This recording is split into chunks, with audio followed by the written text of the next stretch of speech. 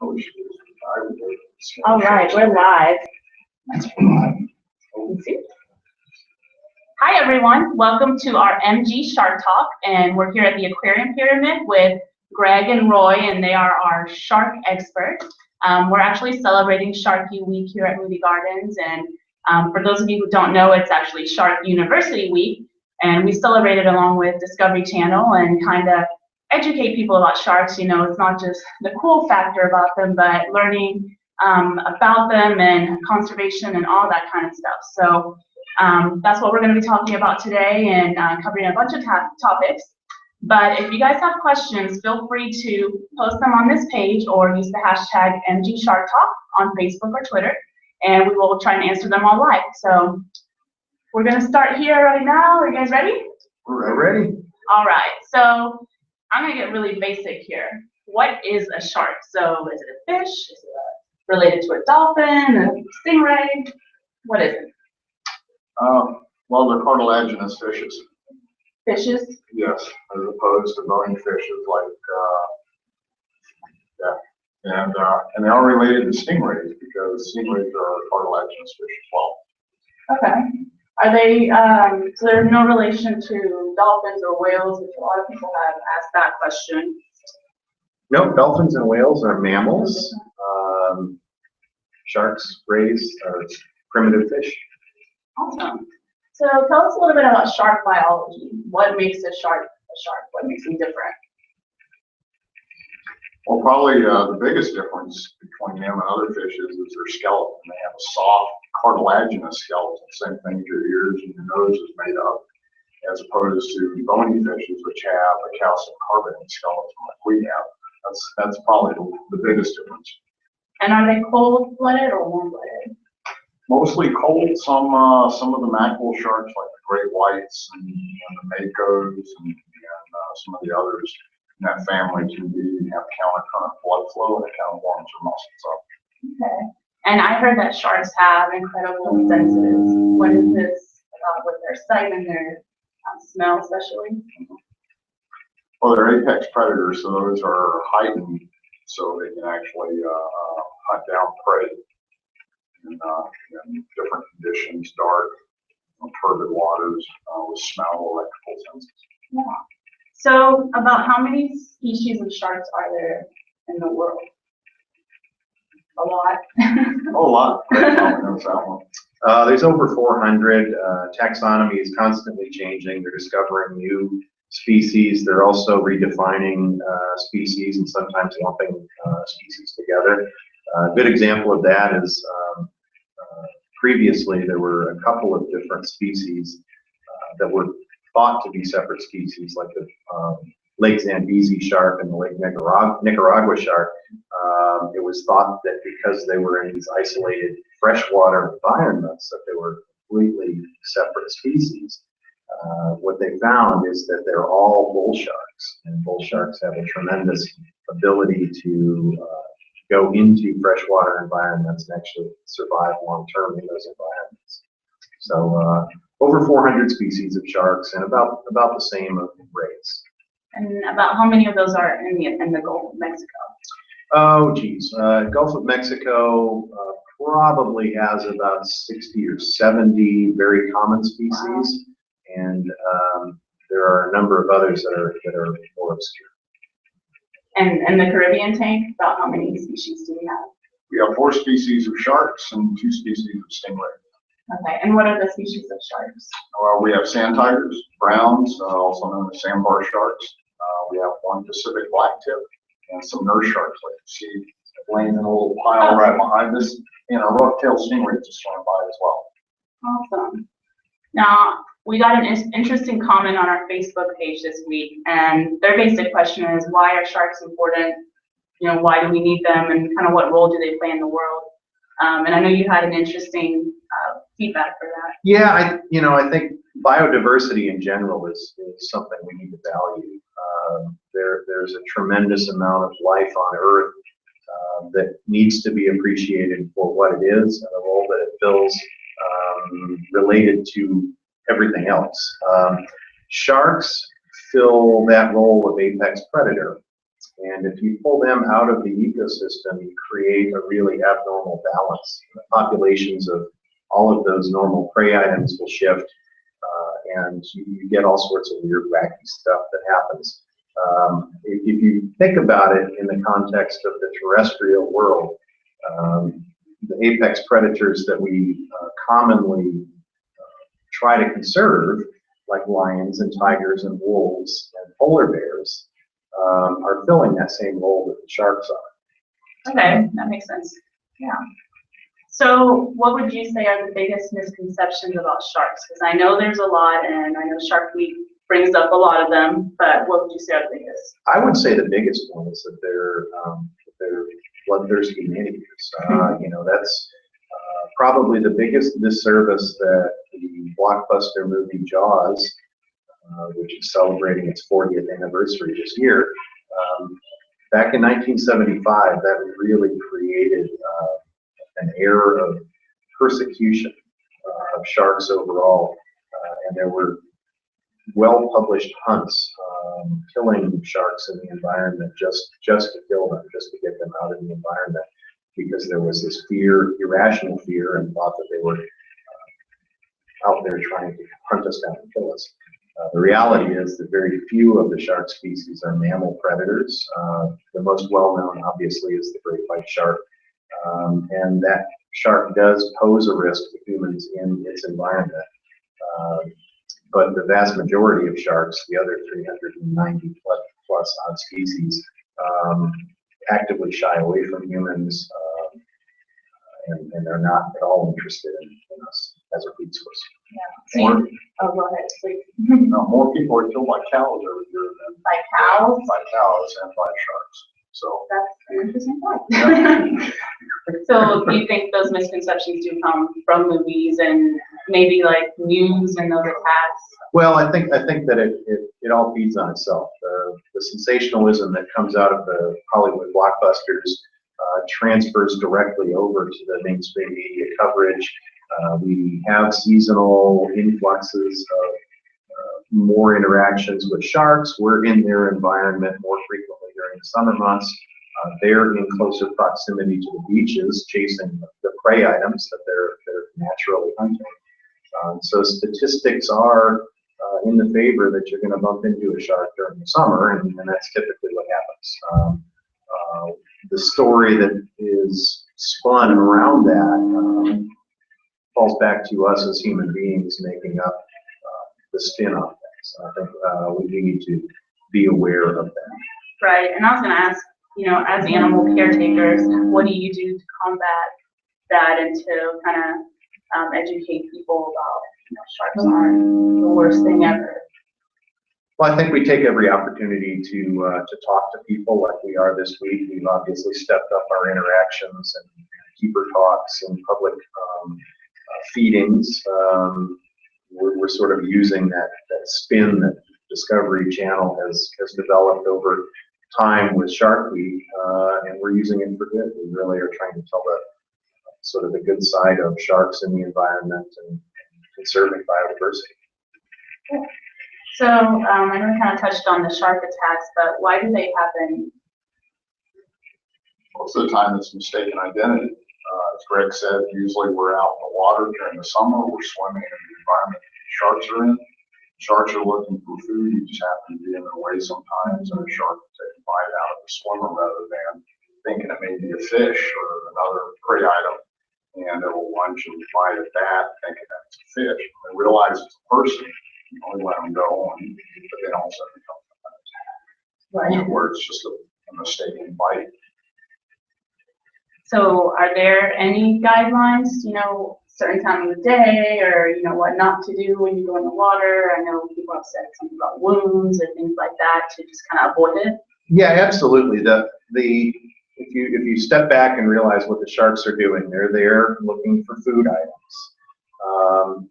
They're going to be more active usually at those darker periods around dusk and dawn. Their senses of smell and electroreception give them a distinct advantage during those time frames when sight is not their primary sense that they would rely on. So swimming during those hours is going to increase your chances of being in the same place that they are hunting. Also, if you consider the types of water that you're swimming in, if you're in murky water that has a lot of bait fish in it, you're more likely to be in the same location where sharks are active. Do sharks spend a lot of time near the shore, or do they spend most of the time in open water? That really depends on the species. I think as a general statement, during the winter months when the nearshore waters are a little bit cooler, you're certainly going to find less sharks and less diversity of sharks than you will during the summer months when there's more productivity up on the beachfront. You get more of the food web development, but they're in there hunting. So during the summer months, you're going to see more sharks, both in number and also in diversity. Are sharks endangered? Yes, I would say that most shark species probably are not affected by the persecution for the reasons that we talked about. You know, the much maligned man-eater syndrome. But there are a large number of sharks that are falling victim to another aspect, which is the trade in shark fins. Shark fins have really kind of been the number two. The 1-2 punch was the spin from the Jaws movie, and the number two is this huge increase in popularity for shark fin soup. During the historic times, shark fin soup was a delicacy item that was reserved for the emperor, and one person is not going to put a dent in the world shark populations for a luxury food item. However, when you have a burgeoning middle class throughout Southeast Asia, particularly in mainland China and Hong Kong, and there's sort of a sense of entitlement that goes along with that. You know, the thought process that if it's good for the emperor, then I should have some as well. Coupled with a belief that shark fin soup is a good luck meal to have during weddings, it really has created a firestorm for the sharks that are out in the open water environments that are largely unregulated. Bigger species that have big fins, like the oceanic whitetips, the greater hammerheads, some of the species that range across large areas of ocean and are easy to catch in those open water environments. They're the ones that are being taken out in huge numbers. Their population has plummeted to less than 10% of what the historic numbers were. And the other really, really negative aspect of that fishery is that most of the shark itself is discarded. The value is in the shark fins themselves, and so the people that are doing this fishery are not devoting any of their cargo space to the low-cost meat that they would derive from the catch, but they're actually stockpiling the fins. And they just throw them back in the water? Yeah, oftentimes the sharks are still alive when they're thrown back in the water. They certainly won't survive without their fins. They use their fins to maneuver through the water like an airplane without wings would not last very long. So there recently was a ban passed in Texas. What was that about, and how are you involved with it? Correct. That was a huge step forward, and I'm proud to say that Texas was only the 10th state to adopt a state ban on the trade of shark fins.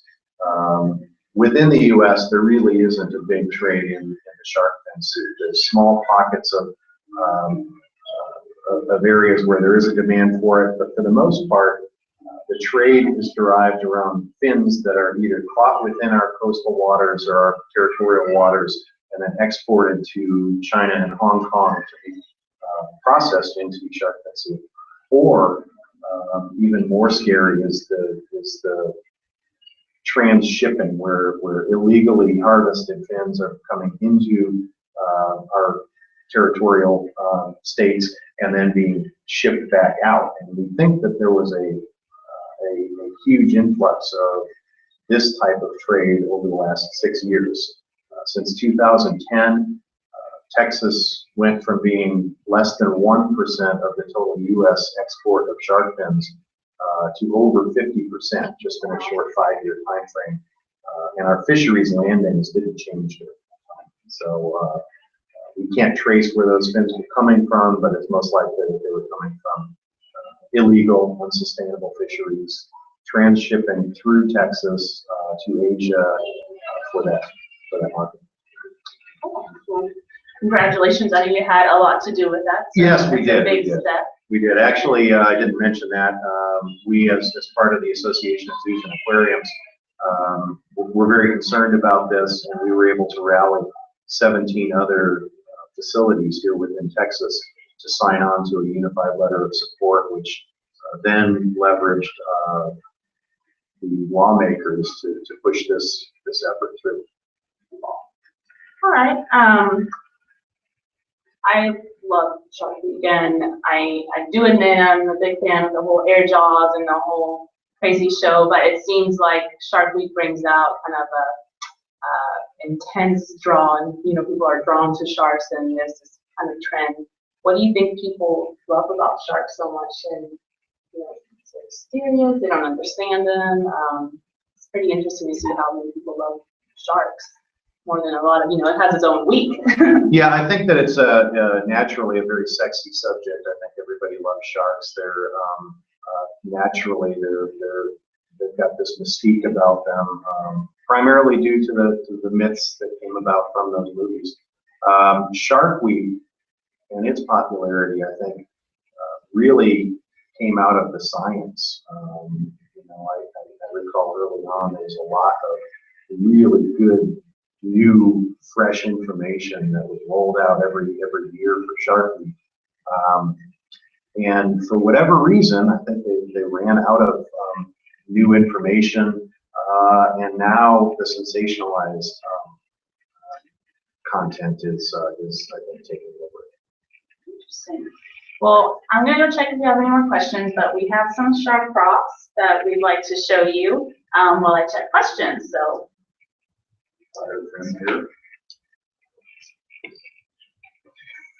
So we mentioned shark finning. This is a fin that would have been, it's a pectoral fin off the side of the shark.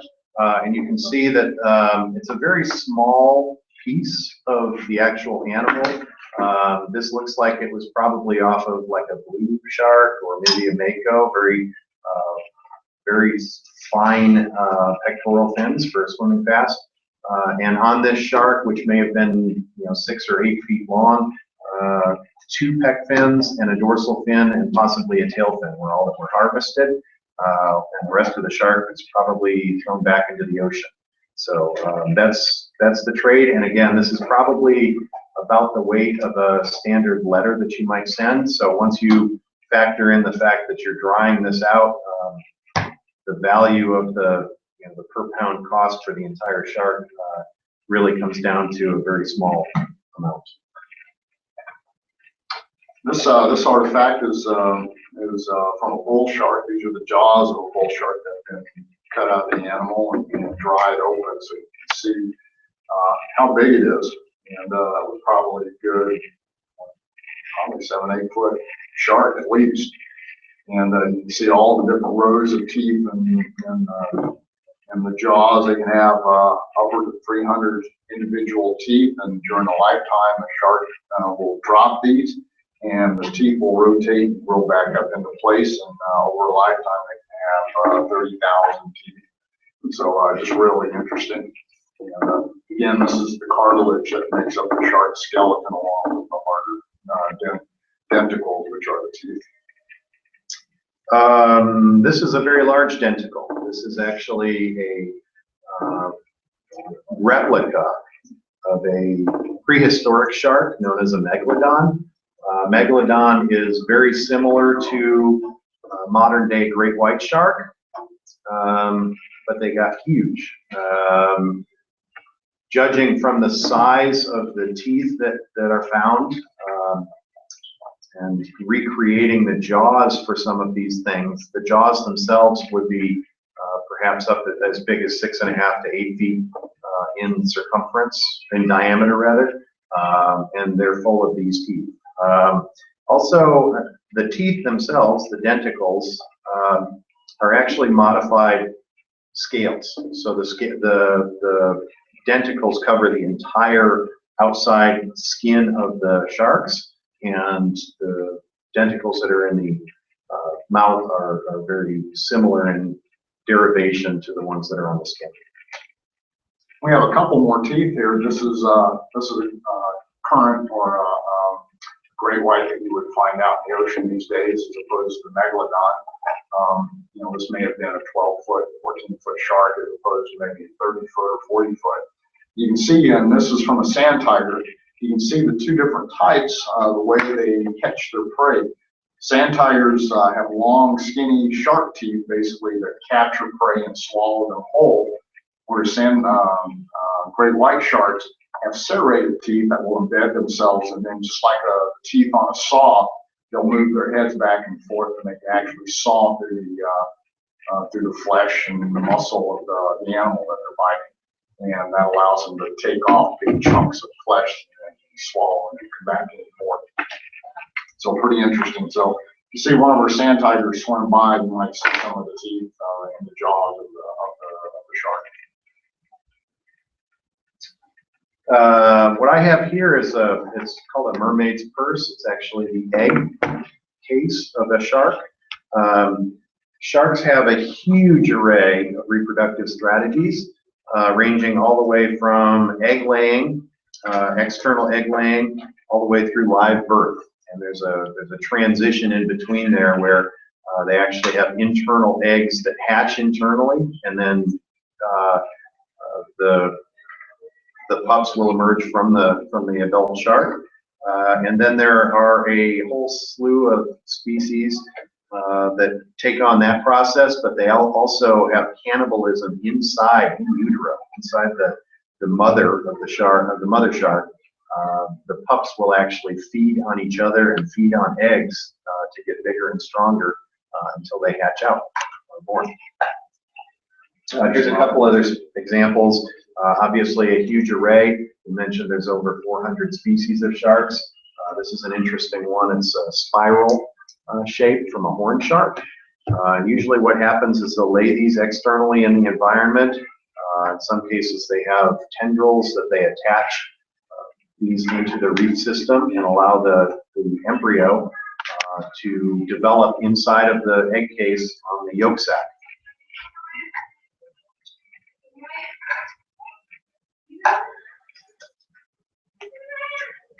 Okay. All right. Well, we have some questions. Somebody said, "What's up with all these shark attacks? Are they happening more often, or what's going on?" Well, they're obviously happening more often because we're hearing more about them. I personally feel like there's probably a situation where there's changing global temperature, obviously, which is changing the coastal currents. Seasonally, you're going to see more shark attacks during the summer months when there's more people in the water and when there's more sharks up in the shallower water areas. Along the eastern seaboard, where we're seeing most of these shark attacks, from Florida all the way up through the coastal communities in Georgia, South Carolina, North Carolina, you're going to see these large aggregations of sharks making their way north. Once they hit North Carolina and get up off Cape Hatteras, they typically spin off into the deeper water with the Gulf Stream. And that's kind of the extent of where you tend to see the most of the shark attacks south of there. And that's really what we're seeing. It's going to vary year to year. Here on the Texas coast, we typically have less than one attack a year. But you could have years where you have 4 or 5 attacks and then go for a decade without having any. So it's really sort of statistically highly variable. Okay. Another question: what is your favorite shark? What's my favorite shark? It has to be the bull shark. The bull shark? Yeah, that's my favorite. Mm-hmm. The nurse sharks are pretty cool. This pile of nurse sharks back behind us here kind of shows how could you consider these guys to be man-eaters. They're just like puppies in a pile back here. They're also showing off another myth out there is that all sharks need to swim constantly or they die. There's a whole series of sharks like this that are more sessile. They tend to stay down in the reefs most of the time. These guys do get active at night. Mostly they feed at night. Also, I don't know if you can see it in the image there, but the shark on top is kind of showing off his barbel. They actually have a set of feeding protrusions underneath their lip there that allow them to more accurately sense where food items might be hiding in the coral sand. They use them, that's like an extension of their nostril, basically. They can smell things a lot better. Okay. Another question is, what is kind of the daily routine of our sharks here at Moody Gardens? How do we care for them? Our staff comes in at 7 in the morning. Generally, lights come on and they do food prep first thing. They prep all the food for the big tank and feed all the animals, and then usually later in the morning, 10:30 to 11, or soon after lunch, they will feed from the surface. We have a catwalk up over the tank. We feed out. It can be depending on the type of food, like today it was large squid. It can be herring, it can be bonita fillets, just about anything. And then they take tongs along poles and they can individually feed each one of the sharks. So that way we keep a running tally of what they eat, how much they eat, which ones eat. So that way over a week and a month, we know who eats what and everything. So they get fed, they get offered food 4 times a week, and they can be allowed to eat as much as they want, and then if they don't want to eat, and they don't have to. It's just really up to the shark. And then another question kind of related to that is, do they eat the other fish in here? Maybe. Yes, they do. it's just nature. What sharks do, and it happens sometimes. It's much, they've learned that it's much easier for them to come up and have restaurant quality seafood handed to them 3 or 4 times a week than to try to chase down these other fish in the tank. However, usually what we see is older fish, fish that might be injured or have some disease process that's slowing them down a little bit. Those are the ones that get picked off by the sharks. And that goes back to the earlier statement that they're apex predators and they're performing a role in the environment, much like a wolf would take out the injured caribou and make the overall genetics and health of the caribou population better. Sharks perform that same role with our fish in this tank and also in the environment. Cool. And then last question, what is the biggest shark and what is the smallest shark? The biggest shark is the whale shark, and they can grow upwards of 50 to 60 feet full grown. Kind of unique animals because they're filter feeders. They actually feed on small types of prey, plankton, and smaller types of animals, shrimps and small fishes and things. And the smallest shark is a cigar shark or pygmy shark, and can grow 6 inches. Wow. Awesome. Well, I'm going to get back in here, but thank you guys so much for talking sharks with us. Remember to join us this week for Sharky Week. It's through July 11th. We have daily keeper talks, we have arts and crafts, and then we have Great White Shark 3D on the largest screen in Texas, so it's a cool way to look at sharks really close. We also have an aquarium pyramid discount through July 11th, so you can come see the sharks and the keeper talks at a discounted rate. And then the coolest part is that we have a scavenger hunt going on this week, and basically you have to find these shark fins and take a picture there and submit them using the hashtag #MGSharkQuest. And you'll be entered to win. You'll be entered for a chance to win a behind-the-scenes tour of our shark tank, which is right here. So you'll go up to the upper level and kind of see the sharks from up top and maybe even feed them, possibly. So it's a really cool experience, and just have fun this week and happy Sharky Week. Go Sharks! Woo, sharks! Just remember, I hope you enjoyed our sharks, because I know they certainly enjoyed you.